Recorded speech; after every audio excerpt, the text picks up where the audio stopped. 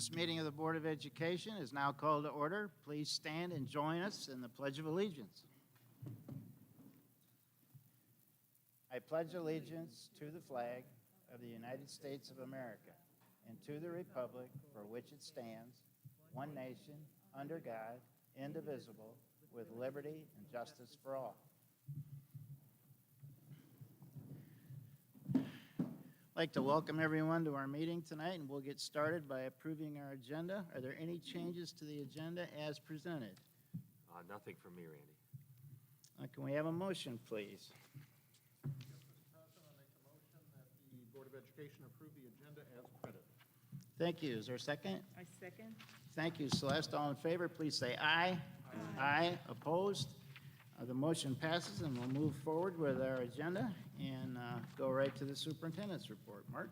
Thank you. We have three scheduled reports this evening. The first is an audit presentation. So I'm going to turn it over to Paula and let you do the introductions.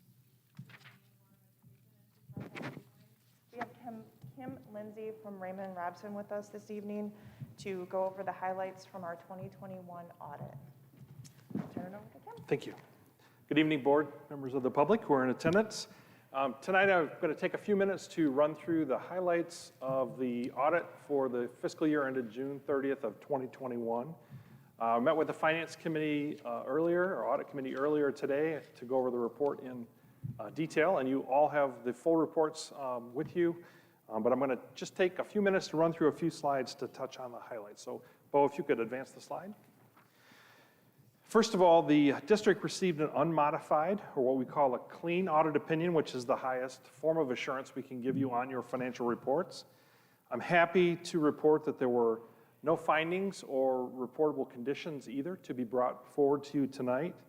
In fact, I don't think there were even any journal entries proposed by the audit firm, which is highly unusual. Just a couple of items I also want to point out is that the district did receive a substantial amount of Corona relief funds this last year, CRF funds, and Education Stabilization Funds, or ESSER. And those were the two programs that were required to be tested for the federal audit, or what we would call your single audit over federal funding. Also, in those reports, which are at the tail end of your big bound book, I'm happy to also report that there were no findings or reportable conditions related to your administration of your federal funding.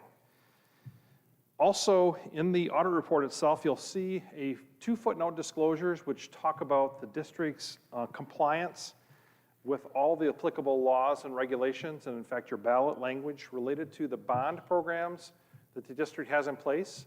So when this last fiscal year, the 2019A bond program was being spent down, then of course you had a sinking fund millage as well. The Department of Treasury puts out a list of items that specifically have to be tested related to those funds so that taxpayers can be rest assured that the funds are being spent appropriately according to state law and ballot language. And I'm happy to report that that footnote shows that that was in fact the case. On to slide 3. I just would like to also point out to the board, the report itself is 124 pages long, I believe. If you look at the management's discussion and analysis, which is on pages 13 to 25 of the audit report, you'll get a big overview of the district's finances and what has occurred in the last fiscal year, instead of having to look at all the individual pages. But those of you who like to see all the detail, it's all there for you as well. I would like to point out that the very first financial statement in the package is a statement of net position. It is a full accrual basis statement for the district. That's the only one you'll see in the report. The rest of them are fund level reporting. But that financial statement, when you look at it, has a very large negative number at the bottom of it, the net position. And it's caused by the fact that the district is required to report its proportionate share of the state retiree system for teachers, the ORS system, and also the retiree health care plan, which is part of the ORS system. Those liabilities accounted for $189.3 million of liability for the pension plan, a growth of about $8 million from the previous year. And then the retiree health care plan liability was $29.6 million at the end of the year, a decrease from $39.5 million last year. The result of all that is that big negative number on the front page, which is a deficit of $106 million. Just like every other public school system in the state of Michigan, you sit in that deficit situation on these full accrual statements only. The district itself is in good financial condition. We don't have any deficits, but in this reporting, it does show that large number. So I didn't want you to be shocked when you see that page. Next page, please. Still talking about those district-wide or government-wide statements, the change in net position or your net increase, decrease from the previous year was a positive of $711,000. Revenues overall district-wide this last year were $124.5 million, up from just under $120 million last year. I'll point out to the board that included in that increase is $4.1 million of pandemic federal relief funds that have been received by the district. Total expenses were about $124 million, down about $1 million from the previous year. Next slide, please. Looking at balance sheet information, so assets and liabilities and equity of the various funds.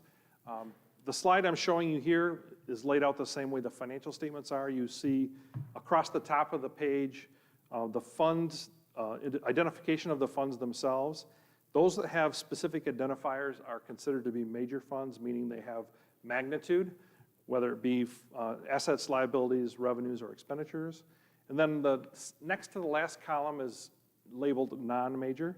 Those are all the other smaller funds, which include, the larger of those two would be the food service fund and the newly created student activity fund this last year. I just want to spend a couple seconds here. The general fund at end of year, $26.7 million of total assets.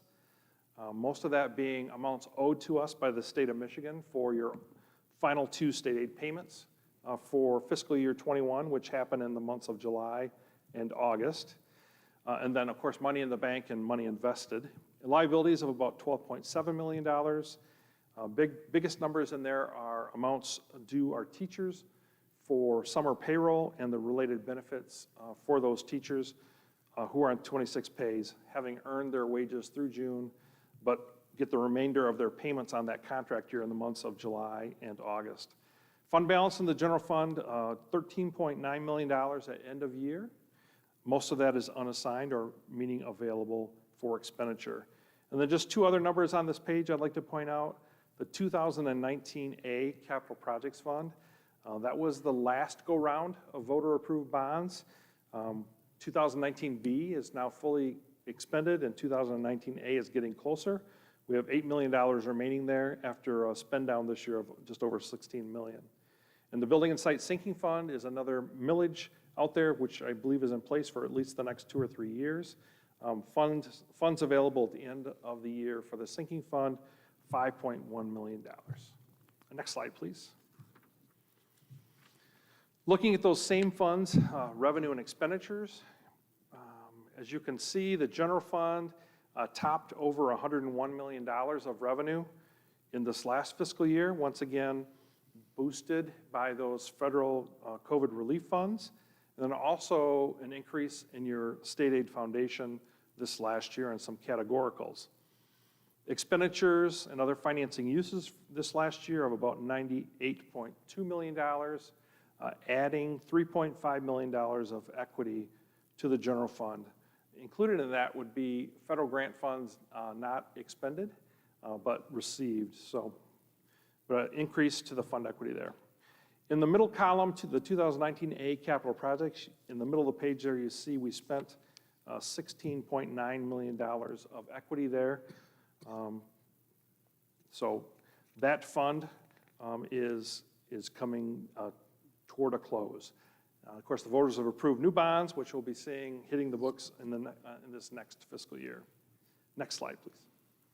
2 slides quickly on the general fund. The first one showing the components of where our money comes from on the general fund. As you can see, the big red piece of this pie are state-provided funds, 70% of every dollar received. This last year, the federal fund piece of the pie grew. It's now 5% of the total. And then local is 25%, the majority of that being property taxes collected on non-homesteads. Remember, property taxes collected from homeowners is included in that state number as it gets allocated back out in the per pupil foundation allowance. Next slide, please. Looking at expenditures, this is a pie chart that I like to show the board each year. The key thing to look at here is that blue piece of the pie, how big is it? So it's 61% of every dollar spent is considered to be instructional expenditures. Those are dollars spent directly in the classroom. So classroom teacher wages, benefits, supplies, capital outlay that's used in the classroom, those are all sitting in that area. Supportive services at about 36%, that's kind of everything else. Transportation, administration, psychologists, librarians, all that kind of stuff is in support.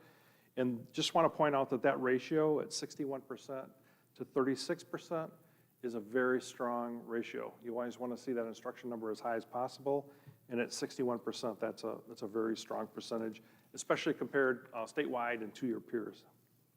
Next slide, please. One slide on the general fund's budget results. Board, you know that you adopt a budget for your fiscal year before that fiscal year begins. So back in June of 2020, you adopted the initial budget. And at that time, there was great speculation across the force of the universe. We were talking about possibly huge cuts to state aid, all kinds of drastic things. And as you know, when the revenue estimating conference happened later after your year end ended, the calamity did not occur. So we actually had a small increase in state aid this last year. And then you amend your budget a couple times during the year. Like right now, you're nearing a budget amendment as the student count has been finalized. And you'll be having that budget brought before you probably at your next meeting. And then a final budget amendment is done generally in the month of June. So what I'm showing you here is that final budget amendment and comparing it to the actual results for the year. So on the first bullet there, we had estimated budgeted revenues to come in at about $102.5 million. They came in at $101.7 million, $825,000 variance, or the quick math there would be about 0.8%. Budgeted expenditures, we had estimated at about $101.9 million. The actual was $98.2 million, a variance of about $3.7 million, once again about a 3.3 percentage point variance. And most of that has to do with the fact that our costs came in less during COVID. There were some things that didn't occur. We weren't transporting kids 5 days a week. We had some open positions, things like that. So overall, you had estimated to add to your fund equity about $637,000. The actual increase about $3.6 million. So a positive variance of $2.8 million, which is, if you're going to have a variance, that's the one to have. Next slide, please. Final two slides, just some information about the bonded debt of the district. At the end of the year, we had some bonds. We also had some school bus notes out there. Total debt was $166.7 million. You paid off $9 million of principal in fiscal year 21. You'll be adding to this number with the voter-approved bonds. You just made your first sale of the first series of those, so this number will go up $47 or $48 million next year, minus the principal that'll get paid in 22. Capital assets of the district, net of related depreciation, about $238.4 million. There were about $79 million of capital asset additions in fiscal year 21. A lot of that is sitting in construction in progress as those projects hadn't been completed as of end of year, and will come online here in fiscal year 22. And then you'll be adding to that again, possibly, depending on how quickly construction ramps up on the new bond project. Next slide, please. Lastly, just some other things unusual to the year. As I said before, $4.1 million of pandemic federal relief payments were received and expended in fiscal year 21. You also were allocated ESSER II funds, of which you just began to spend before year end. And then ESSER 3 funds are now allocated and available to the district. You'll have the next 2 fiscal years, almost 3 fiscal years to spend those, all the way out through 9/30 of '24.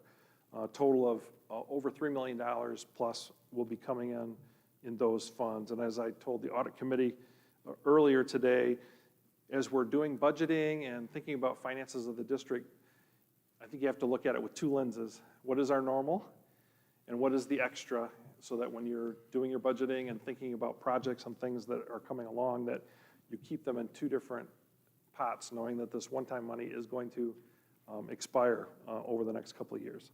Also, great news to the district and most districts around the state, the foundation allowance was increased $529 up to $8,700 per student for this current fiscal year. And also in August, as you know, and I'm so happy for the district that your voters approved another $175.7 million bond request to rebuild all those new elementary buildings, and that will be taking place in series over the next 7 to 10 years. So we'll be talking about bond expenditures for quite some time.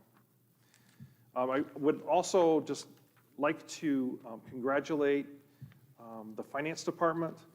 This was a very smooth audit. As I told you, no journal entries were proposed by the audit firm, which is highly unusual.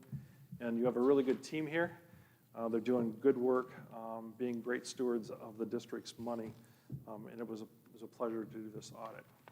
I would take any questions you may have.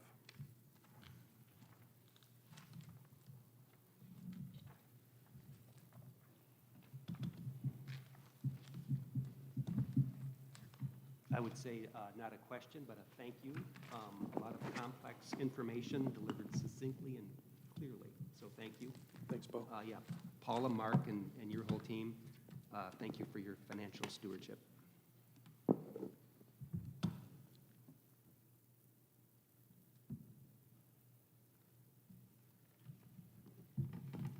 Yeah, thank you to Paula and her team for doing it, and thank you for our auditors and making this all seamless for us. Any questions? No, I think after our audit meeting earlier, I think we asked all of our questions and we got them answered sufficiently, so we're good. Thanks, Celeste. I got to attend my first audit meeting today and enjoyed it. Kim, always enjoy your presentations, and it's all succinct and very easy for us to understand. Thank you for your firm's work on this, for your work on this, and certainly echo Bo's comments to thank the administration for astute management of our funds here. We're very lucky. Thank you.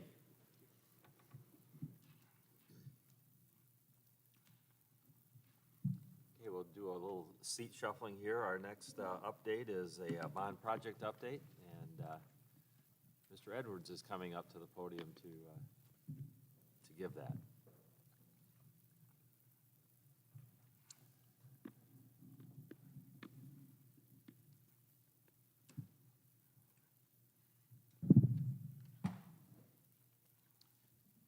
Thank you, Superintendent Beelang and President Van Antwerp and members of the board, members of the community. Tonight is just a brief update, but informative in terms of our bond projects. First is Central Middle School. The commissioning is complete, and we are waiting for the final report. At Central Athletic Event Facility, the softball dugout project is still in progress. The electrician is installing underground penetrations and electrical work. There is a delay in the delivery of the wall blocks. This delay will extend the project into early December instead of the end of November. Over at the northern campus, 5 benches have been installed around the perimeter of the detention basin. So if you have an opportunity, you'll see those benches are now there. And then moving forward to our 2021 bond, the RFP for the construction manager was made available November 3rd. Earlier today, we held a mandatory pre-proposal meeting with the invited firms, and then later in tonight's agenda, I'll discuss the architect and engineering recommendations. So brief tonight, but those are my updates related to bond projects. Any questions for John? Thank you, sir. Thank you. Thanks, Johnny. In our third report, it's been a while since we've given you an update on our efforts around diversity, equity, and inclusion. And Dr. Janine Matson-Gearhart is here to give you a little bit of an update about what we've been doing, what primarily she's been doing through her department. Are you coming up alone or someone? Oh, Mike's coming up as well. Okay. So I'll turn that over to you.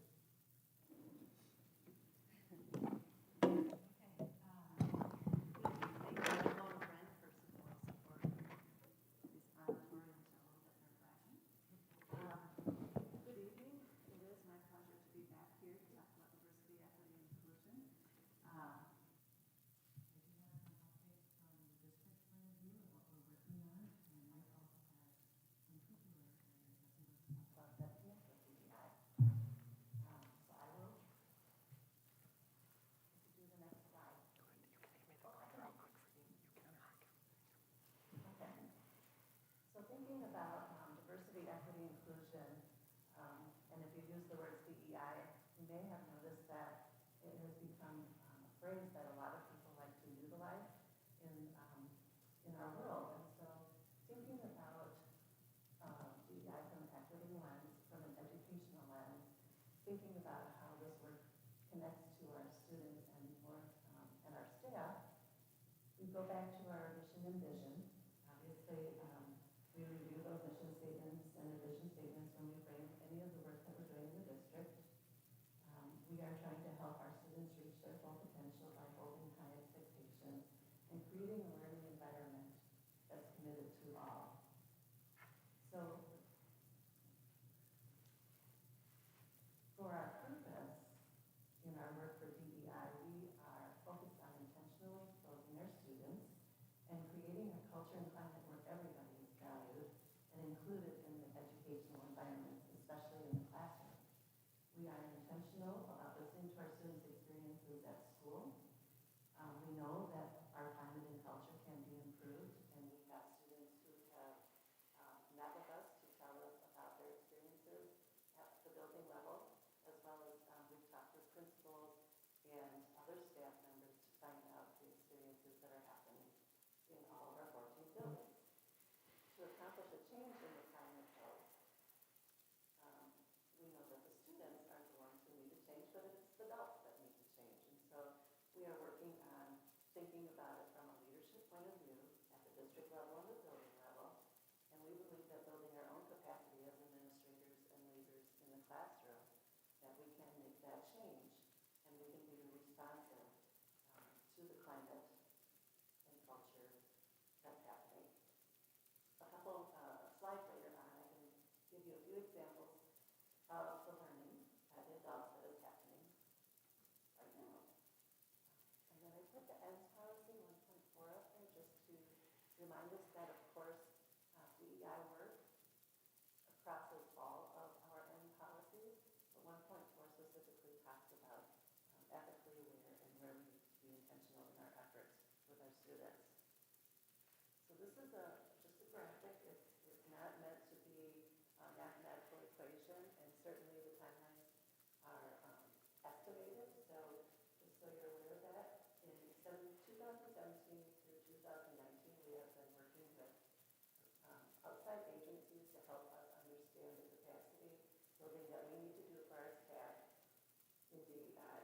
So we had a collaboration with Great Lakes Equity Partnership, which was a Midwest partnership throughout multiple states, a couple of districts within Michigan that we were connected with, as well as Ohio, Minnesota, Wisconsin, Iowa, and Indiana. We also partnered with the African American Student Initiative that was put on by MDE. That was a year-long commitment that was available to our administrators if they chose to sign up. And there are 2 years that you can participate to learn about specifically the experience of the African American student within public schools.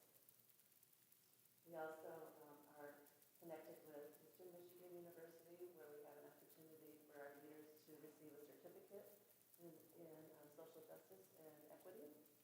And we also have multiple initiatives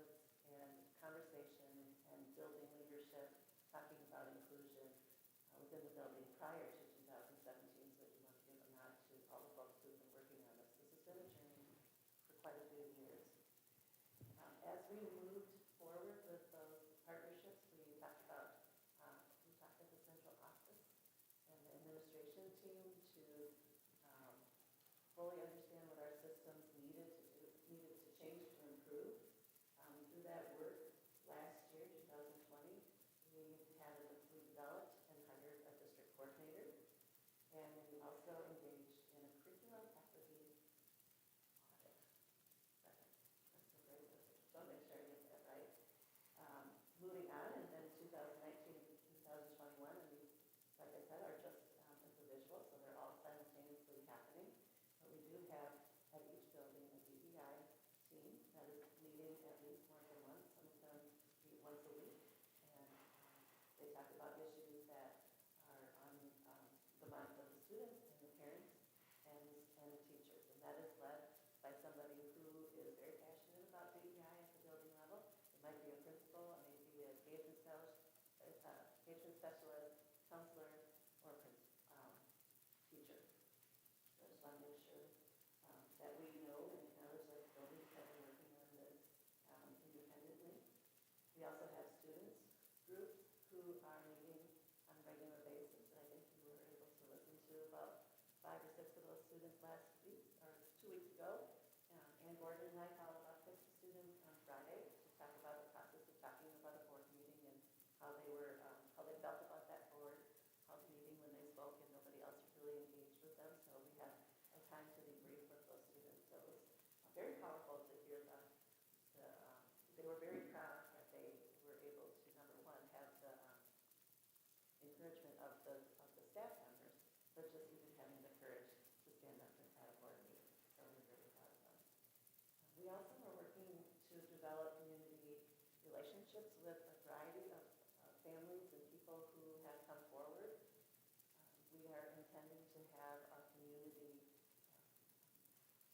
don't want to call it a collaborative, but kind of a community collaborative, a place where the community can get together to talk about issues. And so right now we're kind of doing it informally, but we really want to create a formal process to bring our community members together along with our students and with our parents and our staff. So that is to come. And the other things that we're working on for the next couple of years are policies, practices, and procedures in each department. We know that, like, my department does not stand alone, and the curriculum department doesn't stand alone, human resources don't stand alone, so we're going to take a look at our department policies and procedures and make some tweaks based upon what we see with some guidance from our guide that I will introduce to you in a little bit. We also have professional opportunities for staff. We are working on a long-term plan to integrate the lens of DEI when we have professional development. So therefore, Mike Huber and I work together closely to figure out how we do that in an efficient way. We also know that everybody is on a journey and learning at their own pace. So we do have individual opportunities if an individual wants to pursue more PD. We have that ability to send our folks to those types of learning experiences. So I mentioned the coordinator, and obviously Chris Harris has left us. He left in June. So I wanted to give you just an update on what he did from January to April. He did a ton of work. He was able to communicate with our external partners, and he also had some community interactions with staff members and the community to speak specifically about the DEI commitment that we are embarking on. And Chris was also able to connect with all building administrators and the building level DEI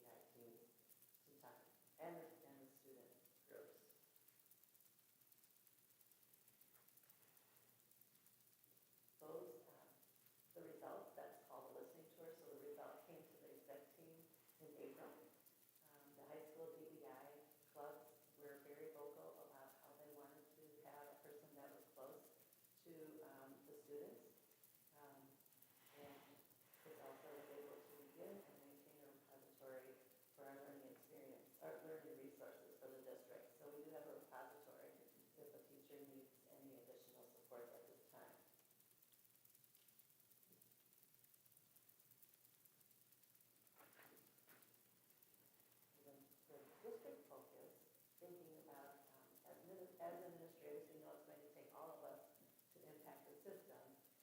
We do have a continuous improvement goal related to climate and culture.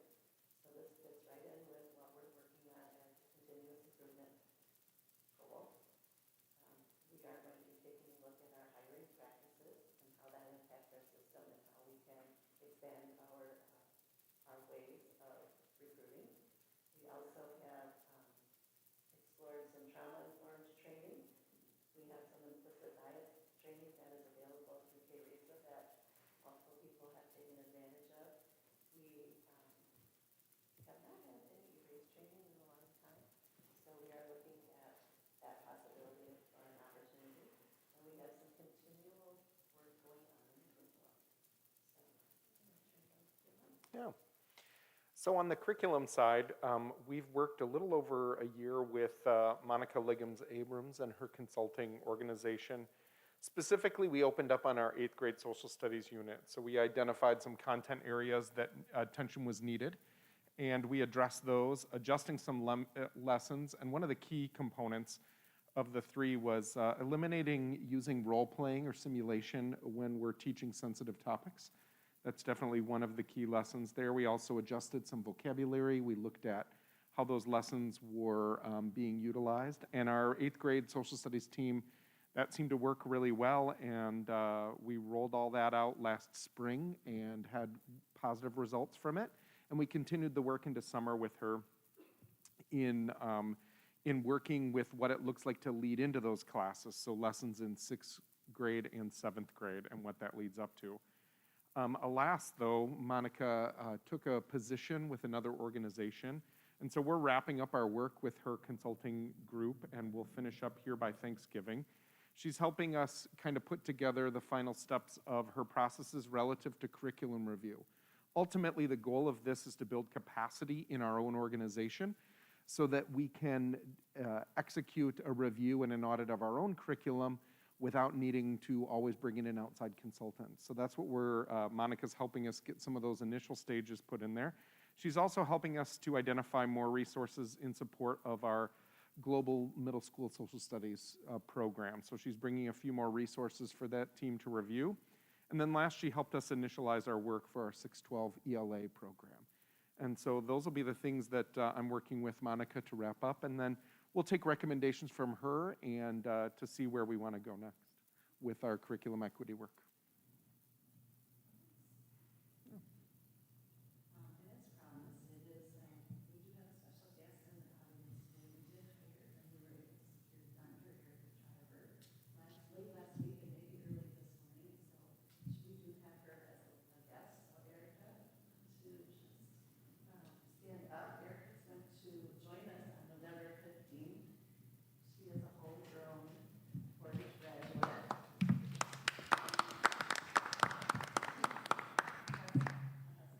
Erica came with her support staff already, so I'm liking it better. So when we think about Erica coming on board and we think about the capacity and the workflow that we have for DEI, Erica will be our guide to help us work efficiently, but also she's not going to be the Sherpa, where Sherpas carry all of the load, that we are going to carry our own load, and we have a guide now in place. So welcome, Erica.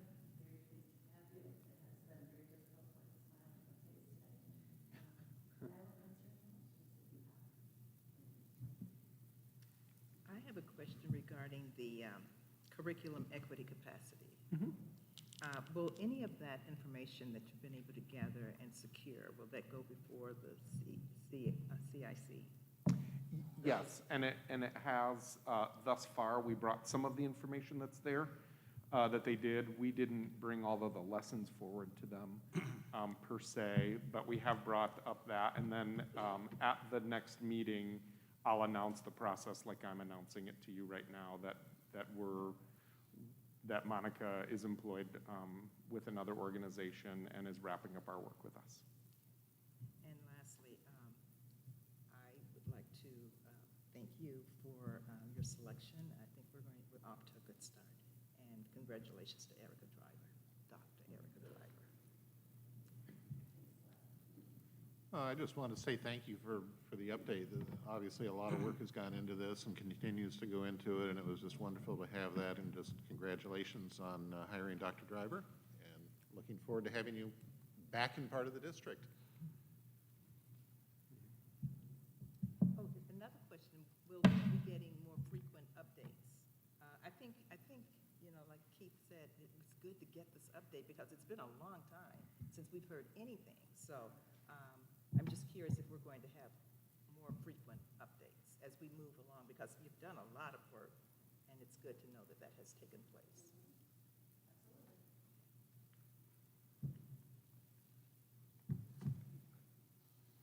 Yes, congratulations. Thanks for the update. Congratulations on the new hire. So could I ask a question that could be directed to either of you or Mark?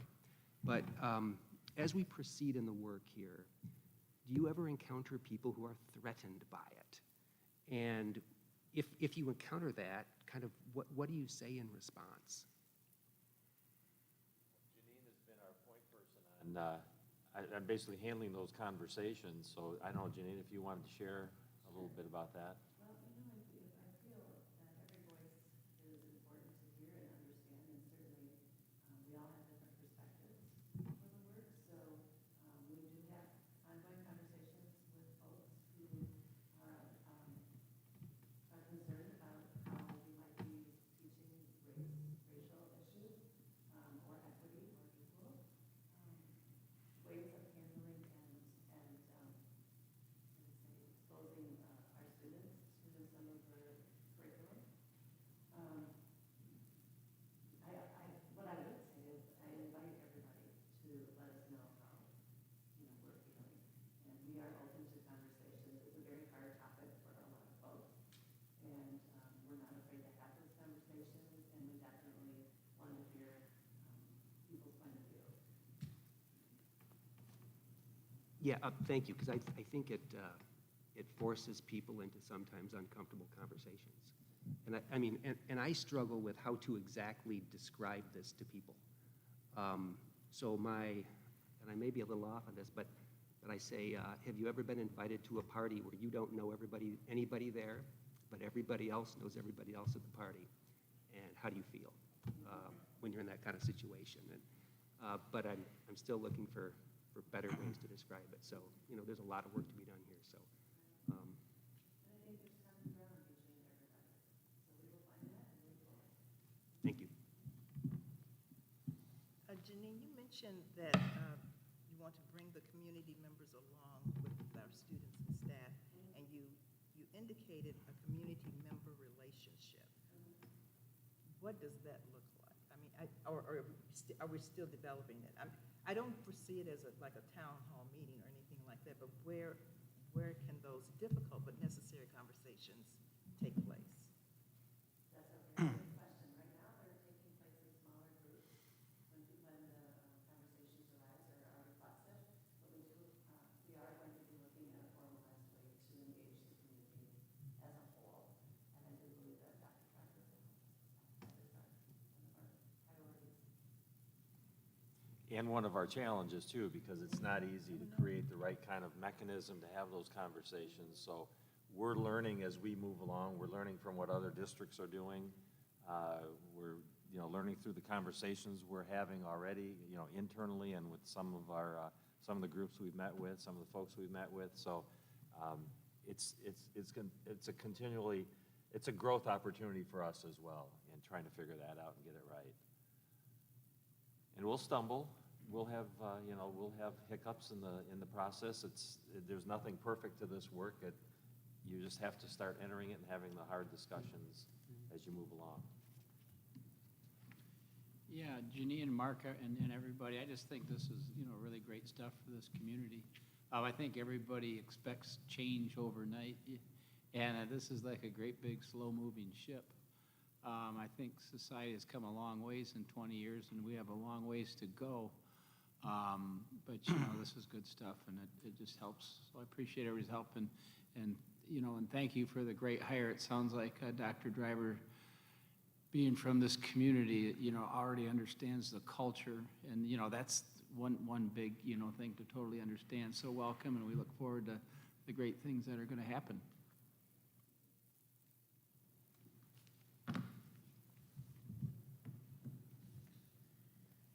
Now, from my perspective, this is all about making sure that we allocate resources and instruction and opportunities according to need. Ensure that all students have access to equitable educational practices and services. Because the fact is, we have economically disadvantaged students, we have disabled students, we have minorities, and in many cases, those students don't do as well as other students, and we want all students to succeed. And I get, like Bo was saying, it's hard to explain because DEI is not a racial construct. It is an intense look at how we're serving different groups of students and making sure they are allocated what they need for them to succeed and be independent someday. So, you know, we're very supportive of the work, and we certainly welcome Dr. Driver to help us. And any other questions for our presenters tonight? Okay, very good. Thank you very much.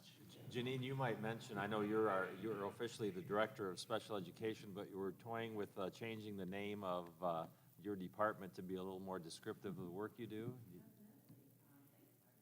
This week marks our first official week as the Department of Educational Support and Intervention. So what we do in our department is serve any student who has need for supports at any given time, whether or not you have disabilities, you have IEP or 504, or if you need some additional supports in reading and math. We are very heavily involved in the MTSS process, the DEI process. I just brought a bunch of acronyms, I'm sorry. Diversity, equity, inclusion, and multi-tiered systems of support. We also are working now with Mike to provide additional counseling services to students who may need it at this time. And we're looking to look at potential funds and how we can further support students who need some additional help during this time. So it is, I feel like very 21st century learning, and I think that this hopefully will be a trend and kind of end the silos of special education is on the side, but we're really a big support to what happens on everyday life. So giving the credit to the folks who are doing the work. Certainly a more descriptive title for what you do. Yeah. It also means there's a lot on your plate. It took me a couple weeks to remember what it was. Change is hard. Well,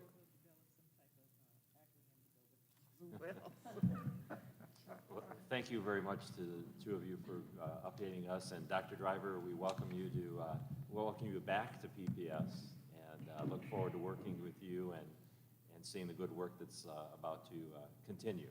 So thank you for being with us.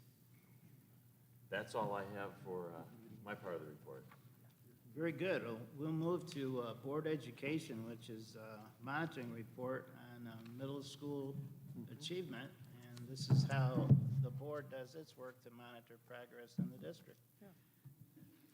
Well, thank you, trustees. It's good to be here to share the middle school data with you. And I appreciate Dr. Pasco taking the high school data when we were out of town at the last board meeting. So taking a look at what we have available for you tonight in the report, I do want to cover some of the implications of the impact of COVID on the middle school data. I'll give you an overview of how we're looking at the assessments for middle school that we utilized in the monitoring report. We'll hit all the data highlights. I think we'll talk about each graph that was in there. There aren't as many when we just look at PSAT for middle school. And then, of course, we'll talk about some of the next steps we're taking relative to our work and our continuous improvement. So on the middle school data, while it still has those same impacts, one, we know student learning was impacted by the changes that we made in there. And of course, spring 2020 testing was fully suspended throughout the state with no accountability or expected results. In 2021, we did conduct the testing last spring. It wasn't mandatory, and there wasn't the usual 95% accountability for us. So with that limited testing and optional component, that did impact our data, and it's difficult to identify that relative to our comparable districts. So we want to be careful with the data because it's a double-edged sword. If we look at great data and don't turn inside and take a look at what our practices are, it can make us look really good when quite possibly we're not seeing the full picture of data. The other edge of that sword is we can have data that might look poorly, and when we look a little bit deeper, we may be in a spot that's looking good. So we don't want to over-celebrate, and we don't want to under-recognize. And so both of those are a part of us taking careful application of this. And so the first table I want to show you is an excerpt from your report. And this particular table was around the percentage of accountable students that were tested.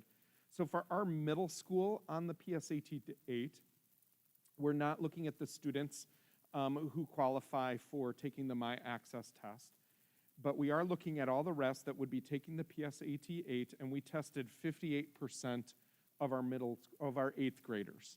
So bear that in mind as we look at some of this data. I've given a breakdown of the percentages that we've tested. This is a part of the data that we would be looking at internally when we're trying to evaluate the impact of the information that we have. So I broke it down there not only by building, but by particular categories that we report on in our monitoring report. To take a look at the assessments we utilized, there are two that we've always kind of talked about as future assessment areas because they are accountable for us and they are available with state comparable information. That would be the tests that I've labeled in yellow here are M-STEP Science and Social Studies. And so we have those available at 5, 8, and 11, although we tend to focus just on math and ELA in these reports, or evidence-based reading and writing as we kind of refer to the ELA. The ones in green are the ones that we did conduct for this year. We did do the 6-8 M-STEP math and ELA, but this report focuses on the PSAT 8 outcome results. So those are available for us. And our 8th grade data, we are able to get the comparable information from our districts that we've identified. And so here comes the first table of information for you. So on our evidence-based reading and writing, this is the score for all of our students combined in 8th grade, which is the 58% of 8th graders who tested. So keep that in mind. And just to explain the chart, again, the horizontal axis, so the organization of our comparable districts from left to right, is in order of increasing students on free and reduced lunch. So that's our measure of socioeconomic status.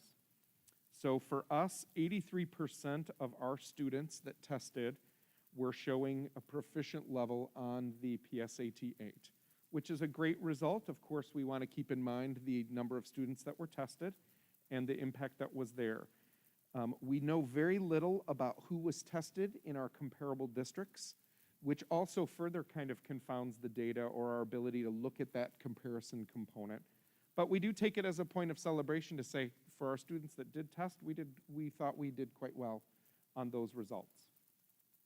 If we start breaking those down into subgroups, so this, our economically disadvantaged group of students, we take a look at them referential to the other ones, and Granville and Midland were up there at the top with us, and we had 66% of our students here. So here's where we're kind of starting to see the impacts of COVID. There's a lot of research that's come out. I don't cite any of it in the report, but that COVID has greater impacts on families and students who are economically disadvantaged. And so that may be impacted in these numbers. They still felt good for us, but they definitely are an area that we'll continue to reflect on the impact of what we've done and who was tested in order to kind of continue to improve their educational outcomes going forward. If we look at some more of the groups that we usually reference here, we, staying on our evidence-based reading and writing, those demographics with our comparable communities, keep in mind, for our comparable community, we always move very close to that 30 number, and it takes 30 students on a state report for the data to be available for us as entity. Our data is always available, but with our student counts, I believe we had 16 of students who tested in 8th grade, Black African American, and I think the other than white category was around 55 students or 60. So when we vacillate around that 30 number, what happens is our data points kind of tend to appear or disappear. Doesn't mean we're not comparing to the correct communities, it just means that's the data that's available. And we believe our students did quite well in those categories, and that was a point of celebration for our students that tested. Taking a look at math results.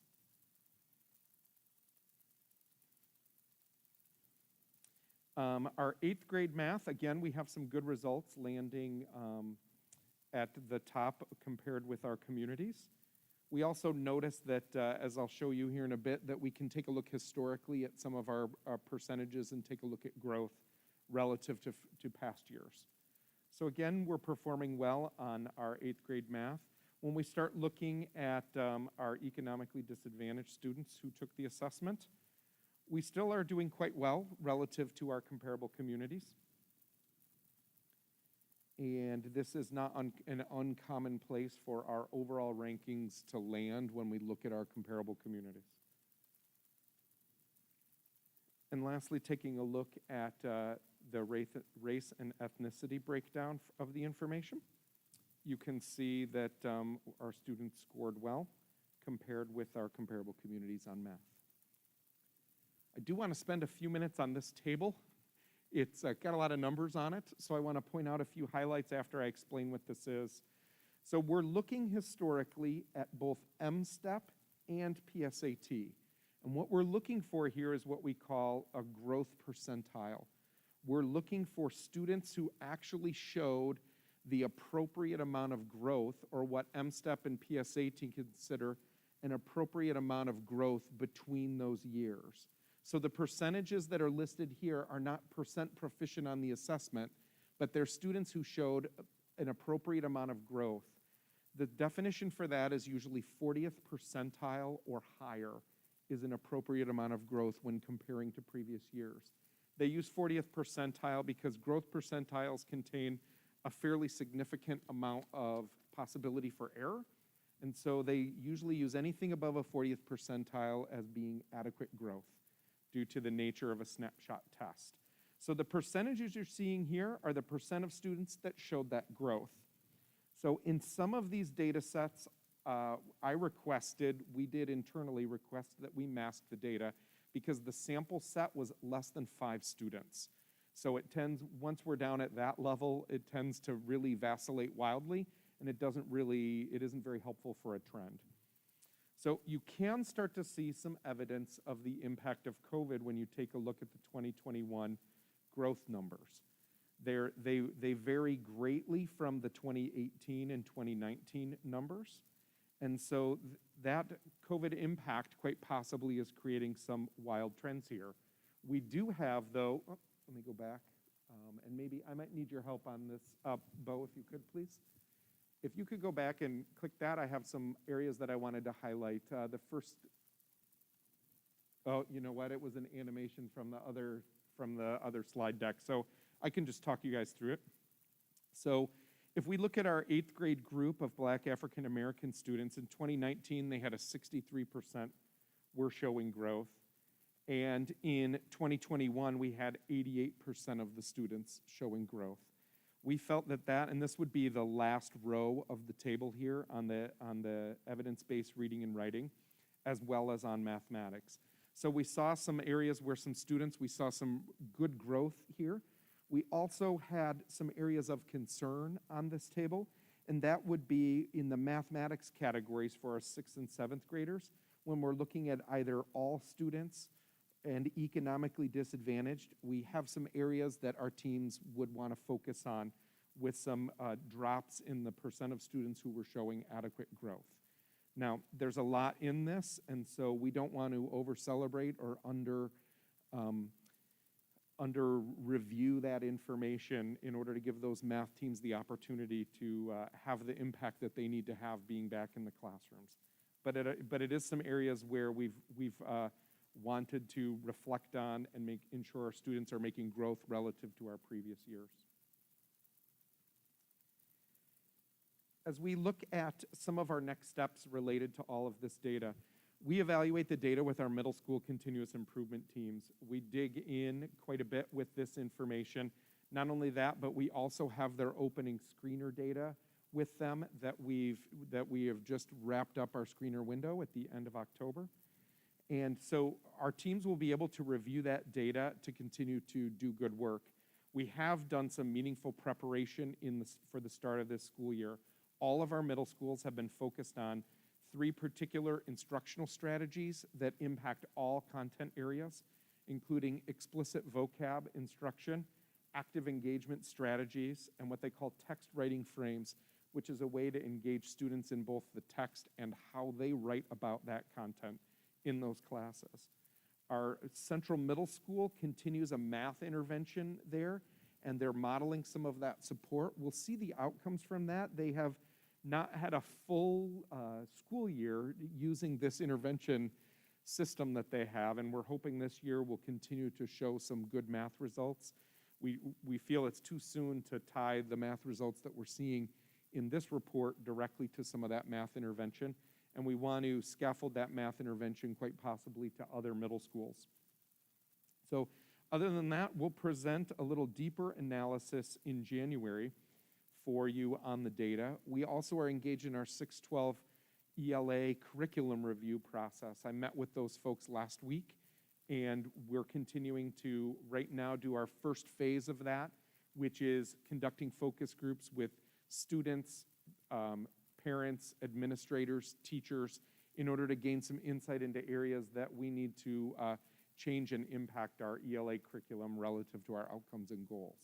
So that work is all going on. I definitely want to say thank you to Dr. Pasco and Melissa O'Keefe for her data support in putting together the reports. And of course, it would go without saying, but I definitely want to mention it here. Our middle school building teaching staff and administrators are out there working to teach and grow and support the students as we return back to normal day-to-day instruction here. And that has been, in all cases and in all schools, a lot of work. And I appreciate their work in helping not only to make a data report that I bring to you easy to do, but also for the work that we still know we need to do. So it's very encouraging to work with them on that. And I'm also happy to answer any questions you have on the data. Hey, Mike, in 18 and 19, what percentage of the students did we give the PSAT to in the data? I mean, obviously, we only have 58% here, but what would be a normal year? Above 95 is what we're required to do. We're pretty close to 99% of our students would take either the My Access test or the PSAT. So the data is really skewed, right? I mean, as far as being reliable with only 58% of the... Yes, it is. It's reliable in as much as it represents that 58%. It's not reliable when we start looking at our scores historically, if we want to compare multiple years. And since we don't know what percentage tested in each of our comparable communities, it could be great, it could be bad. We're not sure how the comparison would look.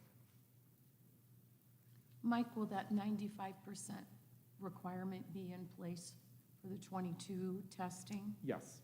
And they will be doing the same tests for 2022 as in the past? Correct.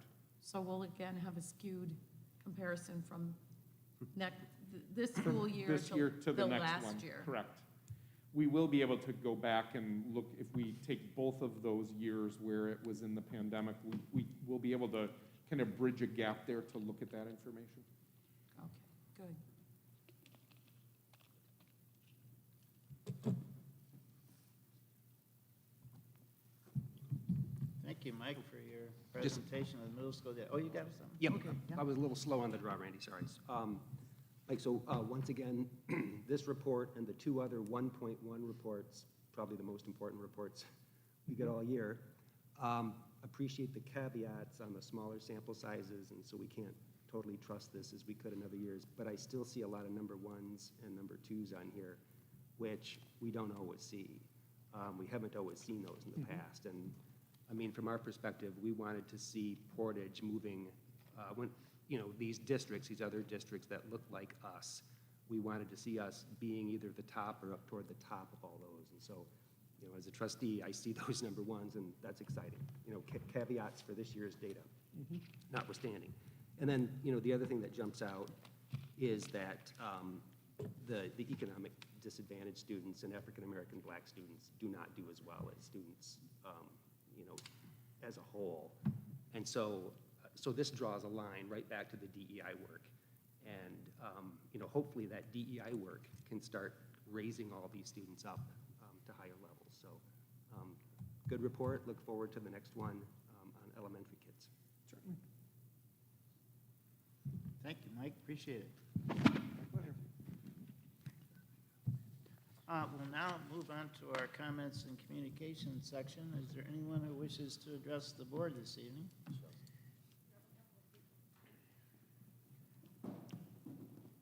Our secretary, Dr. Celeste Shelton Harris, will read our guidelines for public participation, please. Thank you, Randy.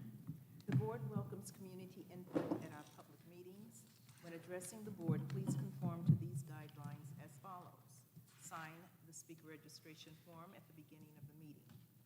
State your name and address. Limit your comments to 3 minutes. Provide a written copy of your comments and supporting documentation to the board secretary if available. Present your comments in a respectful and professional manner. Refrain from mentioning any student by name, and contact the superintendent directly regarding personnel matters. Board of Education members are not obligated to respond to issues raised during public comment. Normally, such issues are referred to the superintendent for follow-up. Thank you. We have 2 speakers tonight. Our first speaker is Dr. Ryan Freeland. Welcome.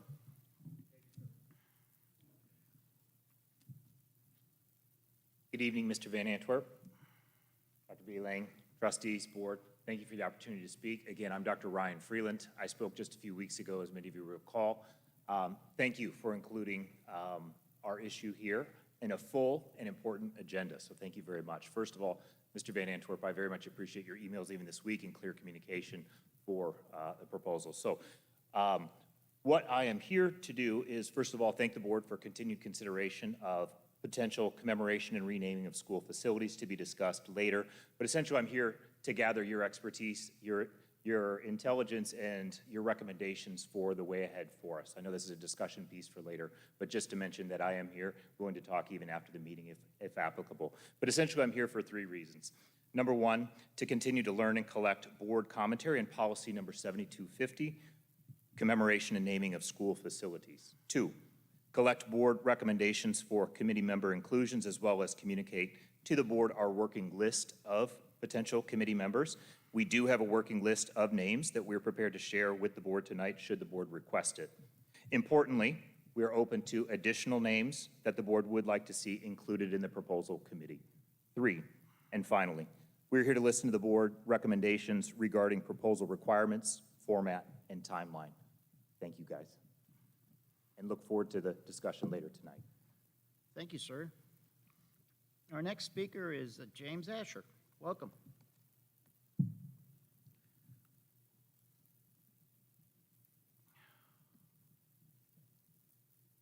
First, I want to thank the board for their time tonight to first just come here again. And the last time I came here, it was very, brought my pen.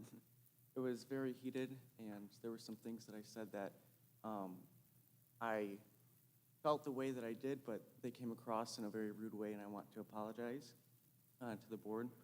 And instantly on the drive home, I reflected and realized that that's not who I am. I'm a calm and collective person, and I try to share different viewpoints, even if they're difficult conversations. Of course, I would love the board to change their stance on masking, but that's not really why I'm here. I'm here to discuss, because there are some questions that the community members do have about the masking. I'm not here to change an opinion, we just have some questions. When I have talked to people, they have brought up concerns about the large gatherings at like sporting events and things such as that nature, where hundreds of people are together without masks, clumped together, and then how students have to wear masks in the classroom, spread apart, facing forward, but then they can have their masks off, which most students do take their masks off in the hallways, not spread apart. It's really like a mosh pit. I mean, the hallways are busy places, people are hanging out. Unfortunately, some people make out. It's a nasty place. So there's some questions as far as that. But those are just the things that I think when I've talked to people, people from all backgrounds, all parties, whether they're for the masking or not, those are just some of the things that people have brought up, and just some communication to parents that may be on my side or not. Just clarification on those things would be very helpful. Another thing I wanted to bring up is that I'm just super excited to work with the board within the next 2 years. I'm on superintendent's advisory board, and I'm super excited with the work that we're doing there and the great things that we're doing as far as equity. I think that we're going in the right direction, especially with adding Dr. Driver to Portage's team. I think that's super exciting, and having a fellow Husky in that position is extremely exciting, and I know that the students will be super excited to hear that. That's all I had to say. I look forward to working with the board in the future, and thank you for your time. Thank you. Thank you, James. I appreciate your comments, and thank you for your service on the Superintendent Advisory Board. Thank you very much. Okay, are there any comments from trustees this evening? We had a good audit meeting before this meeting, and I guess we'll have a motion later to accept that report. A reminder that Portage Northern is opening with Little Shop of Horrors this Friday night.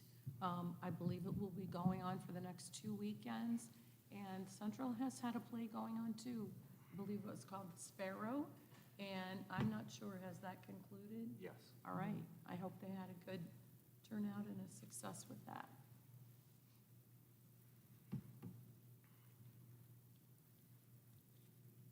Anyone else? Well, I'd just like to say I had the opportunity to attend Bob Knight's memorial service on Saturday at St. Michael's, and I can tell you that every seat in the house was taken. There were several speakers, and among them, there are people who definitely have connections to Portage Public Schools. Eric Boersma spoke, former football player. Frank Galkowski was there, former assistant coach at Central and principal at Central High School, and Dan Knight as well, Bob's son. And they all had interesting stories and interesting memories to share, and there was a lot of laughs and a lot of respect for the man, that's for sure. Dan Knight finished his comments by saying that the coach really liked teams, because teams brought people together to do great things. And I just thought that was a great takeaway from the event. So anyway, it was a great send-off for Coach Bob Knight. And the programs are on your desks if you'd like to look at them. Anything else? Okay, we'll move to board committee reports. Kurt already reported, so I'll just report on the policy committee. We met last Wednesday for a couple of hours. It was intense.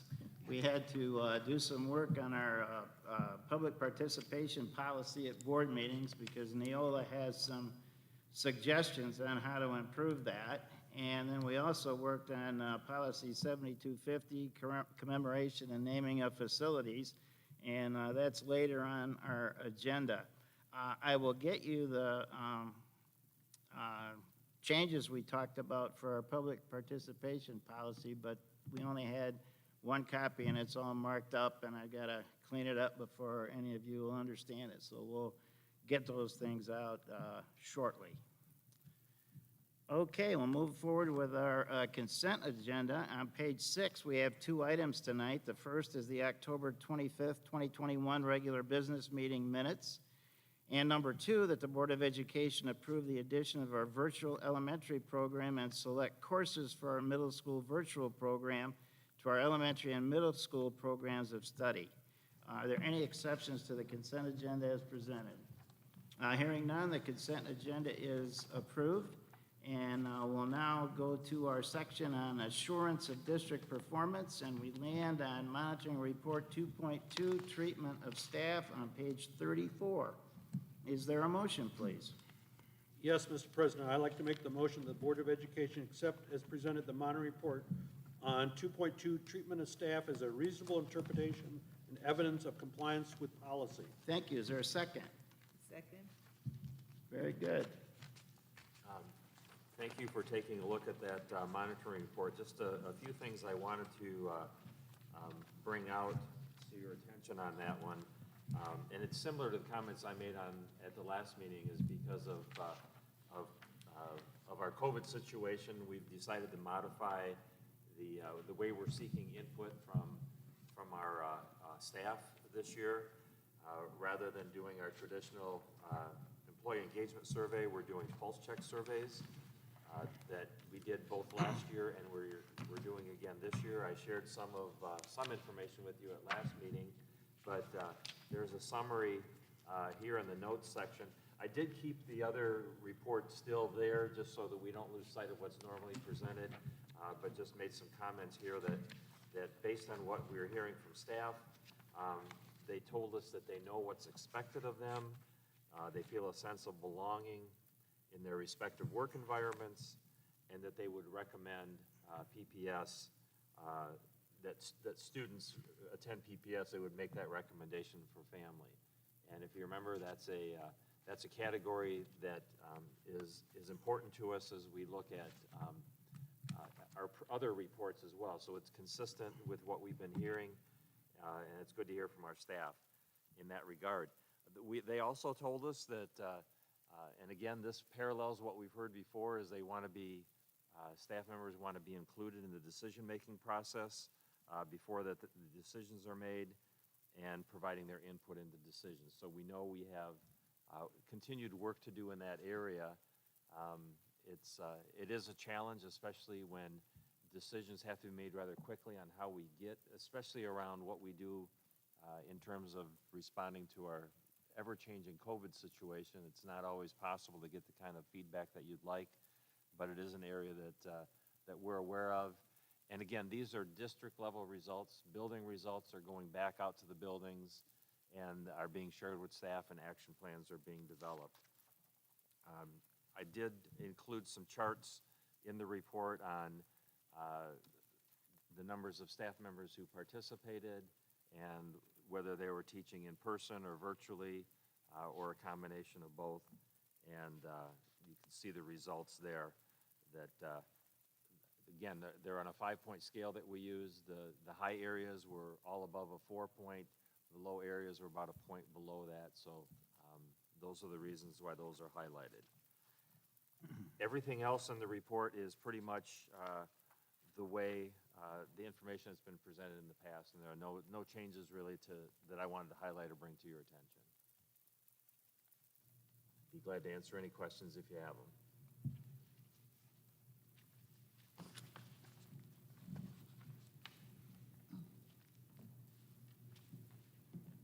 Any questions for Mark?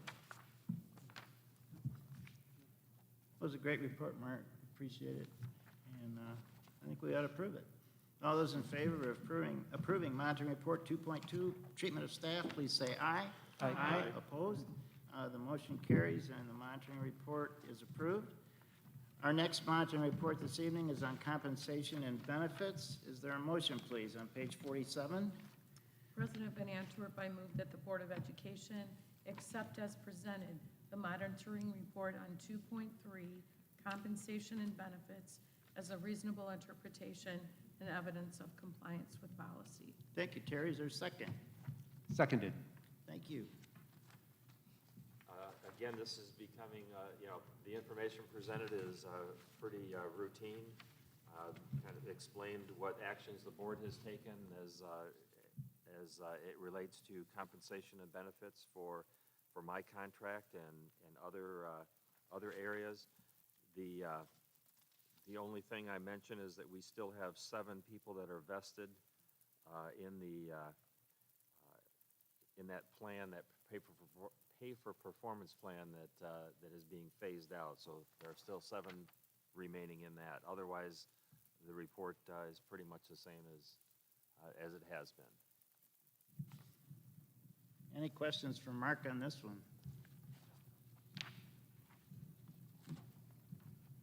All in favor of approving the monitoring report for compensation and benefits, please say aye. Aye. Opposed?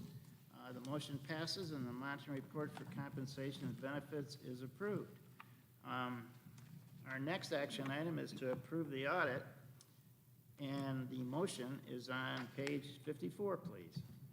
Yes, Mr. President, I'd like to make the following motion that the Board of Education accept the 2021 financial report, Single Audit Act compliance report, and the management letter as presented. Thank you. Is there a second? Second. Any discussion? We had the presentation here, and the audit committee met before the meeting. I think everybody's questions were answered. Okay, all those in favor of approving the audit report, please say aye. Aye. Opposed? The audit report is approved. Thank you. And our next item is a required action item, and that is to amend L 4029.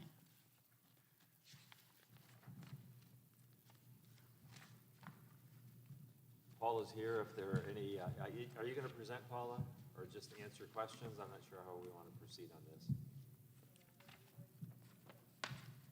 Well, why don't you present, and we'll ask for a motion, please, on page 58. As part of our requirement each year when we adopt our budget in June, we set our tax rates.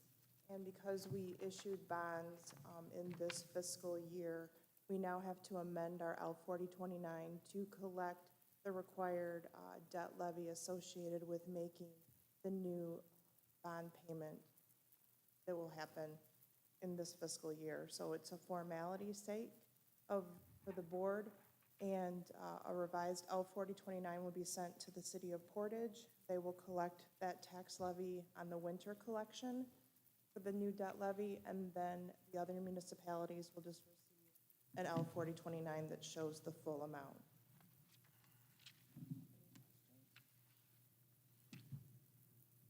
This is because it went down and went back to the same level that it was, right? I Correct. mean, we didn't raise anybody's taxes. Nope, We we did not raise anybody's taxes. It went down and went back to where it was, and so we just have to reinstitute that. Correct, because we can only levy on the L 4029 the required amount to make our obligated tax payments. And at the time that we adopted the budget, we did not have this new issue, the 2021 bond issue yet. So now we're going back and amending the L 4029, bringing the levy back up to the 6.85 debt mills. We're doing what we said we were going to do. Yep. Any other questions, comments? Is there a motion, please, on page 58? Yes, Mr. President, I'd like to make the following motion that the Board of Education amend the L 4029 as presented, reflect the debt millage change associated with issuance of the school district 2021 school building and site bonds. Thank you, Kurt. Is there a second? I second. Thank you. All those in favor of amending L 4029, please say aye. Aye. Opposed? The motion passes. And now we'll move to our action items. The first one is to approve a special education parent advisory committee member. Is there a motion, please, on page 61? President Van Antwerp, I move that the Board of Education approve Ann Cossack as a member of the Kalamazoo-Risa Special Education Parent Advisory Board.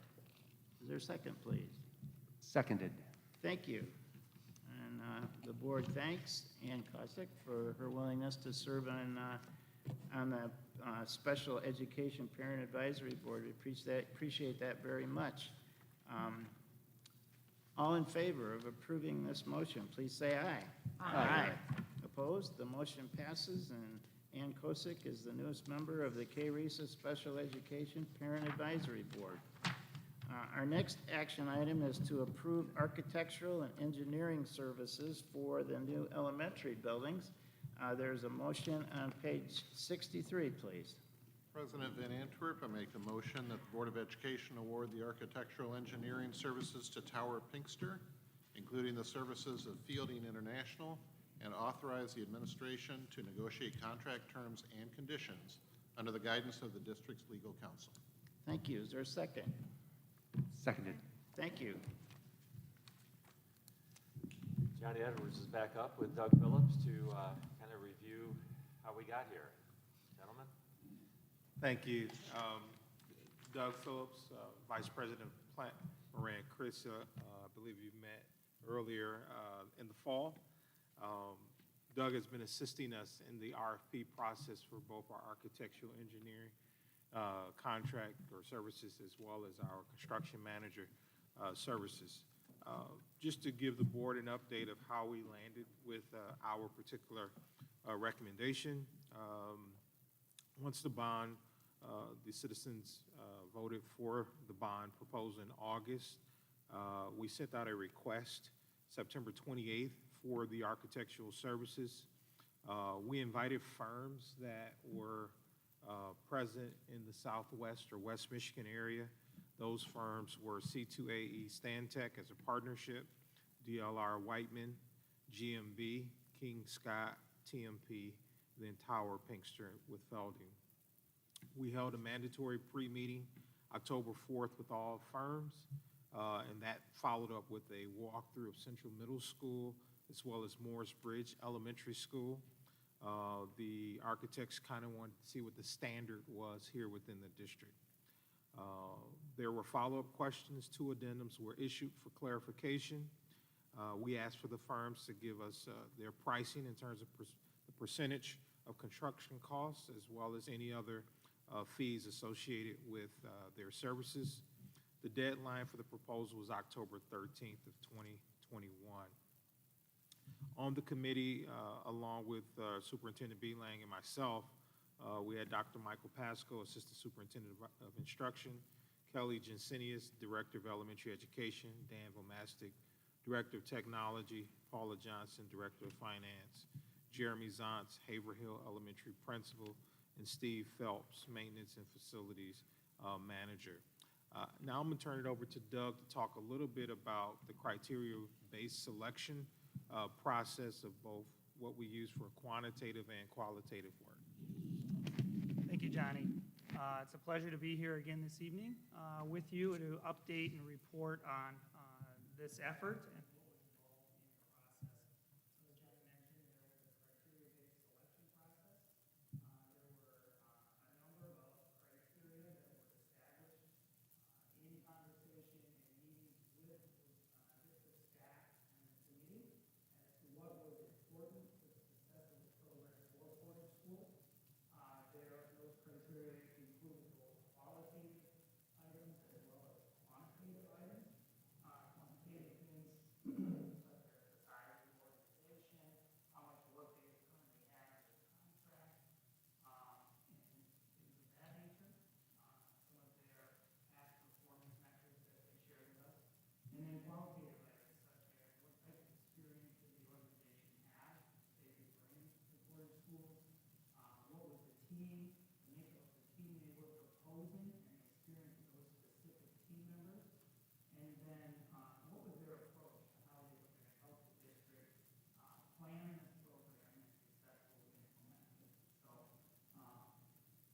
we went through a process to rate those responses. The committee spent a lot of time reading those proposals and evaluating from their perspectives individually what were the most important criteria and how those firms met those criteria. And then met as a group, shortlisted firms for interviews and brought them in. I believe the date of that interview process was October 20th. We spent nearly an hour and a half with each team. Those were very productive sessions. And the committee again convened and discussed what we had learned and evaluated those teams on the basis of those established criteria. And the 3 firms that we brought back for the short list was DLR Whiteman, Tower Pinkster, as well as C2AE Stantec. The fees are also associated here in terms of how Tower Pinkster proposed their fee structure. Again, this is before negotiations. And then we wanted to highlight several of the factors that led to the recommendation with Tower Pinkster having a local presence and doing more than half of their work in education. They've done several designs and engineering projects for us over the past decade or more. And then Fielding International, they bring a national leader perspective in K-12 education in terms of their research and design. The Tower Pinkster Fielding International team has a history of successfully working together.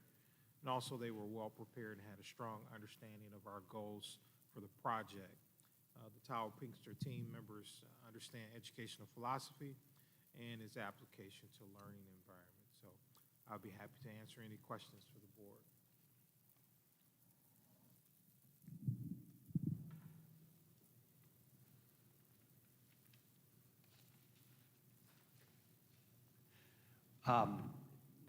Not a question, but just an observation.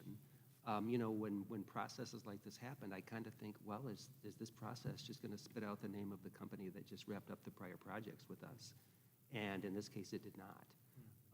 But I know that the past projects have gone well, and those were respected people we worked with. And I think it's kind of refreshing that we're willing to say, we're willing to keep an open mind and say that a different group is better for the elementary-based project. So I just, that was noted and appreciated. Thank you. Thank you. Yeah, just thank you for that comment and reminder, Bo. This selection certainly is not any kind of an indictment or reflection on any other firms that we've worked with. You know, we try to match the firms with the projects at hand, and C2AT Stantec did a wonderful job for us with our middle school projects and our athletic facilities, and we worked very well with them together, and expect that the same will happen with Tower Pinkster on this next series of projects. Well, I'm glad that we went through a big process because it's a 10-year project, and it'll be going on probably, none of us will be on the board when that's coming to the end, and 10 years from now, and so it's great that we did the backup work to have the next group of people feel confident in what we've done here. Absolutely. And I don't know if it's clear, but Doug was our advisor in this whole process. He was not a voting member. Any voting or selection did happen by PPS staff. Doug helped facilitate the process and brought us the information we were looking for. So that is where kind of a team collaborative effort to come to this decision. I'd just like to say I appreciate the process. I know Doug has worked with the district, so he understands the expectations, but I think this is like our fourth time we've done a, architecture search, and, this was my favorite process. I think this did a good job. I mean, one time the whole board did it, and it just got really mucky, and I mean, so I really appreciate the thoughtful process. I think it was done right, so. Thanks to everybody, and like the no questions thing is a testament to what a good job everybody feels, I think, so, thank you. Thank you. Thanks to everyone who worked on this and made the recommendation tonight. We appreciate all that work, and I think the board looks forward to meeting the reps from Tower Pinkster and Fielding. It'd be nice to get a look at how they plan to move forward on this. Thank you. Thank you very much. Thank you. I think we're ready to vote on this recommendation. All those in favor of approving the architectural engineering services firm, please say aye. Aye. Opposed? The motion passes, and the architectural engineering services firm is approved. Our next discussion item is the summer tax resolution. Paul is going to handle this one again. It's pretty much an annual resolution that the board takes if we want to collect taxes. So you can add to that, Paul, if you would. Mark pretty much summed it up for you. This is an annual process that we go through to allow requests that the city of Portage collect operating taxes for us. So we receive those funds over the summer because There is a month that we do not receive state aid, so this does allow us to have our cash flow come in on a normal basis, operate the month that we do not receive.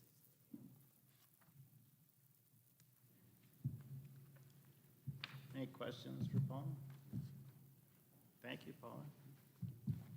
Our next discussion item is to approve the purchase of 3 vans. Johnny just disappeared, so. So did the vans.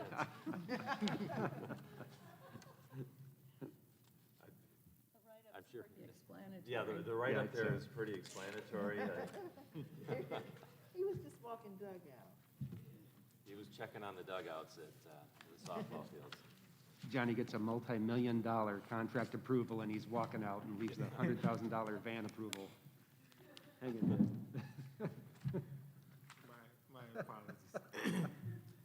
In terms of our van recommendation, we would like to award this particular bid to Sealy Ford, which is a local Ford dealer here in town. The 3 vans would add to our fleet. We currently have 8 vans in rotation. 4 vans were recently retired, which brought us down to the 8. And those 4 vans were retired because they no longer were in repair and they did not meet the safety standards by the state of Michigan.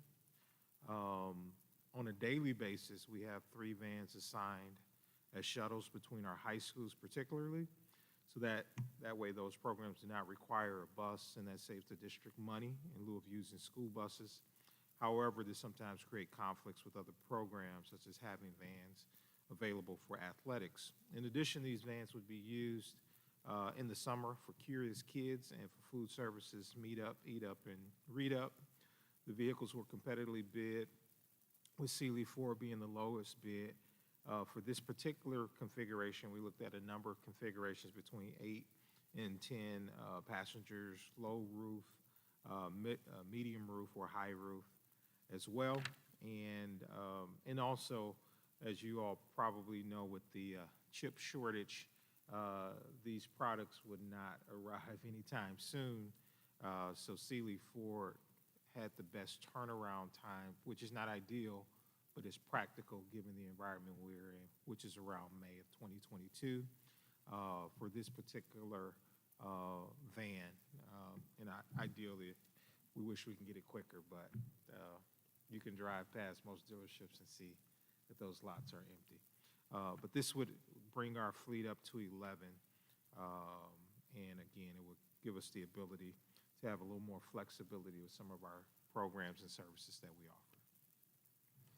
And I failed to mention at the beginning, in the 2021 budget, this item was included as part of being used with ESSER funds. So this is not a new expenditure that just appeared. This was budgeted in this year's budget. Johnny, would it help you at all if we were to approve this tonight? It would help. It'll start us a little earlier, but Sealy Ford does not guarantee an arrival prior to May. So it could help us in some manner if the board so chooses. Is the board open to do that this evening? Yeah. Sure. Okay, is there a motion, please? And Bo, could you provide the motion? It's on page 71. Well, Randy, would you like me to start with a motion to forward to an action item? Oh, I'm sorry. Yes, sir. Yes, sir. I'd be delighted to do that. Okay. I move that the van purchase be moved ahead as an action item tonight. Yes. Second. All in favor of moving the van purchase to an action item, please say aye. Aye. Opposed? The new van purchase is now an action item. And is there a motion, please? Sure, glad to help there. Mr. Chair, I move that the Board of Education approve the purchase of 3 2022 Ford Transit all-wheel drive 10-passenger vans from Sealy Ford in the amount of $103,557,000. Funds will come from the 2021-2022 General Fund via ESSER, purchase included in the adopted 2021-22 budget. Thank you. Is there a second? All in favor of approving the van purchase, please say aye. Aye. Opposed? The van purchase is approved. Thank you. Thought that'd be good to get that done because we're not going to be holding our second meeting in November. Our agenda is pretty light, so we will not be meeting Thanksgiving week. So it's good to get that taken care of. So our last discussion item this evening is commemoration and naming of school facilities. And as I mentioned, Policy Committee spent some time on this past Wednesday. And a copy of the policy is in front of you. And as you know, it says the board has complete authority and responsibility for the naming of facilities. And our customary practice in the district is to name a facility after a section of the city or the street where it's built, but we have the option to commemorate a facility by naming it after a person who's made exceptional contributions to the district. So the policy doesn't restrict the number of suggestions that may come in for naming different things after a person. And so we feel we have the need to broaden just what that would be. So we looked at a variety of ways to do that in both the introductory paragraph and in the commemoration section. And you see in blue there, it says add language to incorporate the concept of monuments or other physical representation of a person in this section, and under the subheading commemoration below. So the goal of the Policy Committee is to be able to present some language to the board in December to look at. And right now, at least a draft of the language we have is something to the effect, placement of a permanent monument or other physical representation to preserve the memory of a person requires the approval of the board. And so I would certainly appreciate if all of you could think about that and get back to us, the Policy Committee, with any suggestions you may have, because we would like to finalize this next month at our board meeting. Any comments, suggestions? Seems like a good idea. Yeah, we really struggle with how to do it. So also, I don't know if you're going to continue, but also as part, out of the Policy Committee, there was, through our discussion there, I had mentioned that Eric Albertus, the principal here at Central High School, has had some conversations with other individuals about what is an appropriate way to recognize Bob Knight. And those discussions started taking place outside of this whole process here.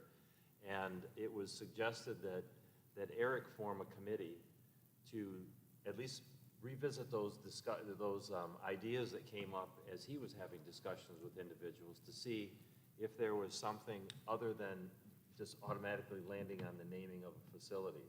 So Eric is putting together a committee. There were some names that have been bantered around. I don't know how far along he is in that process, but it would be a process that would be kind of run parallel to what the board is doing here. So if they did come up with an idea that involved the placing of a monument after a person or some other recognition, that it could be brought to the board as a recommendation that they do that, and then you would have this monument language in place in your policies, if that's the direction they go.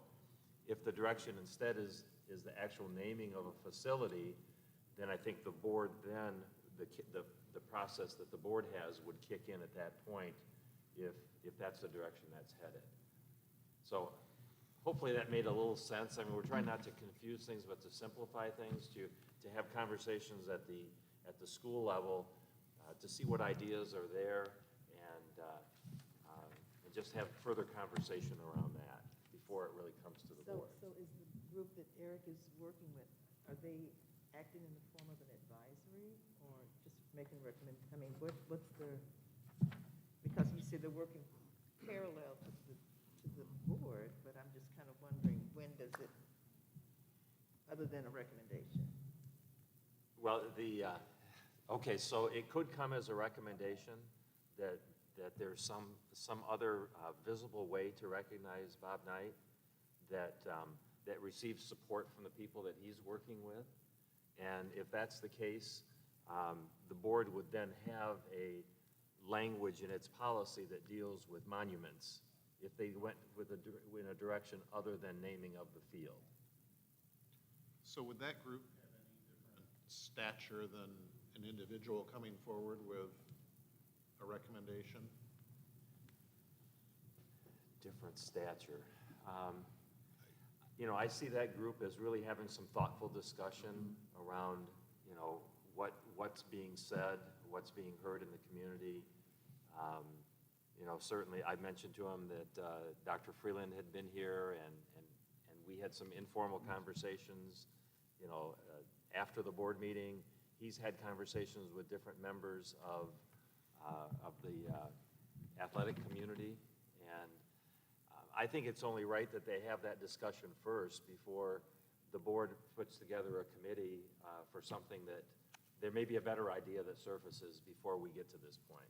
Okay, so what I'm hearing you to ask, I think, is this committee that Mr. Albertus is putting together separate and apart from any committee that would be formed by the superintendent to address this issue?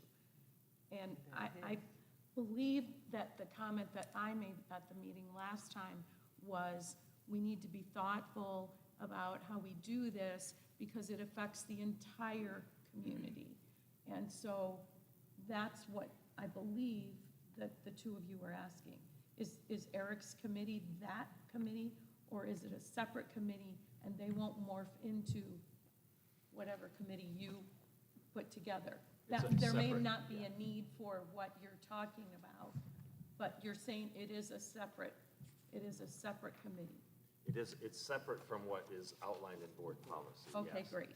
And because your commemoration policy, it says the board may, it doesn't require that this committee be formed if the board, you know, accepts a recommendation or the direction that this committee would want to go in. And Mark, it's a very prescriptive committee, the selection committee and board policy, so this would give a little more latitude and include individuals beyond who would be serving on this committee. At some point during the process, whenever the appropriate time would be, I think last time when the possibility of any sort of a renaming or fitting other names in, there was not a clear understanding perhaps of the history that went behind the naming of the current football facility. And I just think for historical purposes and for any other considerations, that would be a good piece of research to be included. And I think we also talk about the longevity of whatever we do for Coach in Mind, because another group may come along and then it's a. Yeah, I just want it to be permanent. Yes, absolutely. I think we don't want to be put in the position of revisionist history. To me, it's kind of like saying, oh, George Washington really isn't real relevant to our life today, so let's rename this monument something else. Right. It's not replacing Washington with Lincoln. It's Right, they're both great. or anybody else. Yeah. Well, and, I mean, Mark, so I really support this because the neatest thing here is it starts some dialogue so that moss does not grow on this while it takes us, Yes. you know, another month to tweak our policy. And it has the right people, I think, talking. And I think Eric, with the historical work and knowledge that he has, is a really good person to help guide these informal discussions. And, you know, so I don't know how long it's going to take, but I certainly don't see a list of options coming to this board. I mean, at some point, no matter what the process is, I really want a kind of a thoughtful, really a thoughtful process that's inclusive and, you know, has lots of input. And I don't know exactly how this is going to turn out, but I think it's going to be really neat. So, Yeah, I have a lot of confidence in Eric's ability to facilitate that. He certainly is, you know, knows the historical perspective of this district and in particular this campus. And you know, in my my work with Eric, I mean, he's very open-minded about things like this and certainly is willing and able to get out some really good ideas that might serve us not only for this project, but for others around the district. So Mark, you don't see a second committee after Eric gets done, right? You see a recommendation from Eric's committee. No. That will influence the language of the policy. That's up to the board, our policy, it's up to us. If we want to have a committee vet all the suggestions that we have. We're just fixing our policy while Eric is having some discussions internally, which I believe he was having anyway before all this started, so. So the answer would be yes, you see another committee after Eric If the is- board so chooses, we have Okay. that option. But we could very well, somebody could bring us a proposal that we think we're going to accept. And we've accepted two of them, a couple this year already. I think the library at Moore's Bridge and the Hill at West Middle School, as people brought those recommendations. And we had a brief discussion, and this committee could very well bring us a recommendation, or we could say we would like to talk about it further.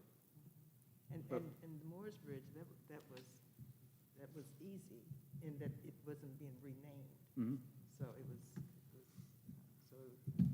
Yeah, this is a much bigger deal. this, You know, and I just, regarding the policies, I don't know, do you guys, is there anything about, any discussion about finances? So when you change a name or do anything, or a monument, you know, how much of the financial burden does the district bear? I don't know if the policy committee wants to consider putting something that in there, but, you know, we could very well accept something and then expect to pay for it all as well. So I just, maybe the policy committee wants to consider the financial impact of some of that stuff. What the impact would be, and if there are alternate funds that are going to be proposed for it, private funds.